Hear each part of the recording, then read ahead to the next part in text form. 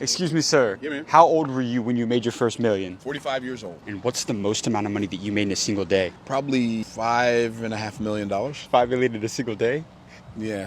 How? Well, one of the things I learned a long time ago is if you want to get rich, sell to rich people. Sell to people with money. Why? It takes no more energy to sell $1 million offer than it does to sell a $1,000 offer. So how do you get money from a rich person then? See, I don't see selling as getting money from people. How do you define sales? I just find sales as uncovering the value of what I have to offer so well that people are happy to exchange the money they have in their pocket for the value I've revealed. Now, when I first interviewed you, I asked you if you believed in God, and you said, I don't just believe in God. I trust God. How did you find that trust in God? Why do you trust God? Because he's never lied to me, but then again, he's never lied to anyone because God cannot lie. What has God been teaching you in the last year? Everything good in my life is a gift. That's the greatest lesson. I woke up this morning and I opened my eyes, and guess what I could do? I could see. And I know how to make myself look, but I don't know how to make myself see. Have you spent a lot of money on mentorship? Depends on your definition of a lot of money.